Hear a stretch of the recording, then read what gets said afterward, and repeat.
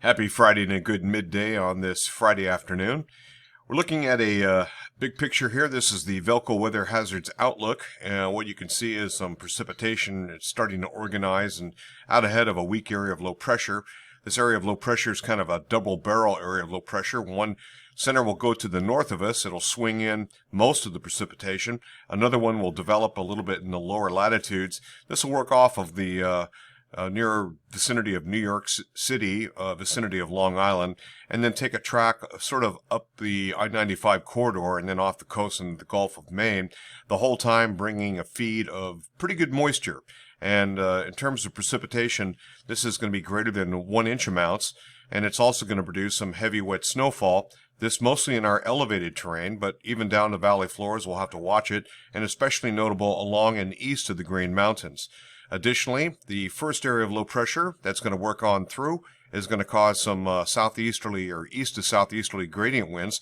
This is going to interact with the central and especially southern Green Mountains western slopes, a narrow band area that could see wind gusts 40 to 50 miles per hour, and that could cause some impacts there.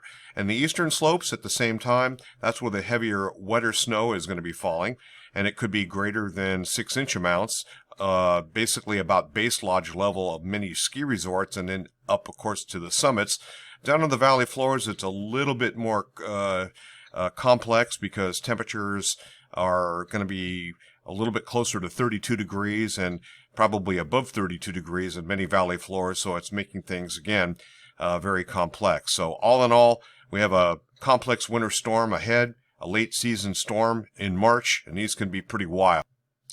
On the left-hand side, we have the European model as usual, and on the right-hand side, we have the GFS ensemble.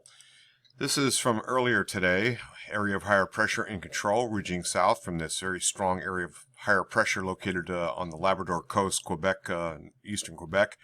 And that's going to hold off this system at bay here, and we're going to see another fairly nice night, and into the day tomorrow, it's going to be fairly nice as well. Except for some mid and high level clouds that are going to be pushing on in. GFS ensemble shows the leading edge of precipitation along with the European, and so as it runs into some colder air aloft, it's going to change rain to snow. You can see the precipitation type here in the purples, and that's going to overspread the region sporadically at first during the evening hours Saturday evening, and then during the overnight period that's going to pick up in terms of snowfall intensity. And the secondary low that's up here is going to fall apart. The primary low, actually, and the secondary low is going to develop at 990 and then take a track New York City and sort of up the I-95 corridor, as you can see here. That whole process means we get a burst of snow during basically the overnight period on Saturday night, Sunday morning, and then we get into the portion of Sunday after about mid to late morning. We're going to start to see that wind on down mixed with some rain as temperatures aloft to be a little bit warmer.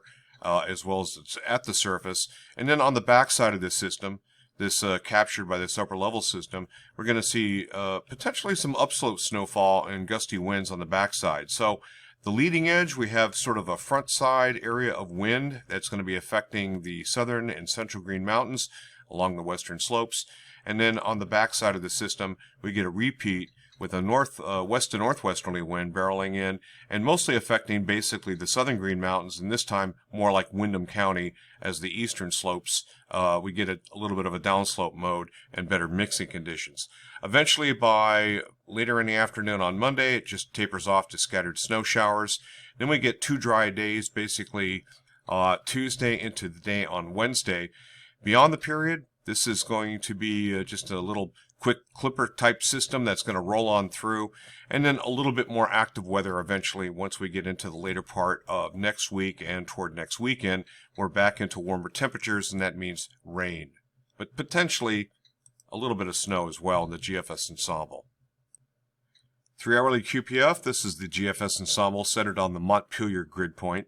And we have dry weather right up to the leading edge, and that happens basically Saturday evening. That picks up, and we get precipitation maximums here during the overnight period, and then on Sunday things begin to wind on down.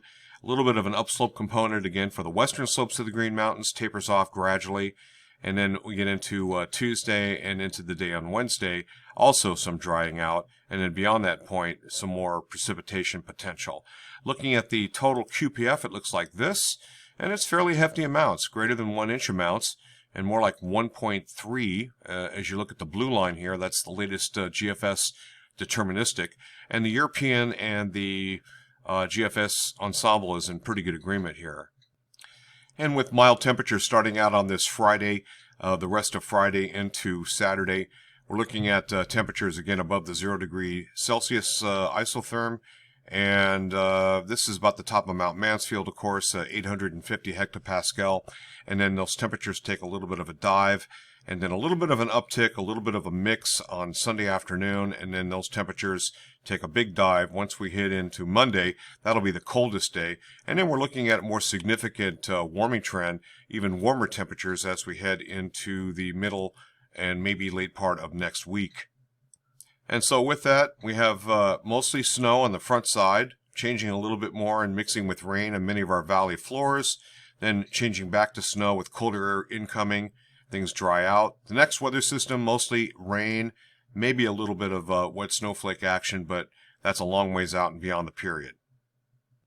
We'll have to deal with gradient winds. Of course, the peak of that will be during the period Saturday night into early Sunday morning. And we're looking at about 50 knots.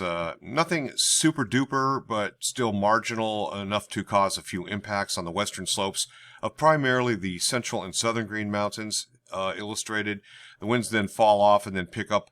And then again, we're looking at some winds from the west and northwest. And on the backside of the departing area of low pressure, that means we're going to see those winds interact with the southern Green Mountains and mostly affect Windham County. For a secondary little flare up here of wind gusts. In terms of precipitable water, not a huge amount, but 7/10 of an inch. And then things dry out, of course, as we head into the early to mid part of next week as we get colder. And then we pick up more precipitable water once we get on to the end of next week. Northern and central California into the Pacific Northwest, British Columbia stays very active with more atmospheric rivers drying out in the center of the country, and then we have our share of precipitation. The blue is about 1 inch amounts to 1.5, and that's what we're looking at here total, which is a little bit above normal for this time of year. And you can see here that the 2-meter temperature anomalies with the climate reanalyzer shows where the warmer than normal temperatures are. West Coast is cool, East Coast is warm, and the dividing line just about centered.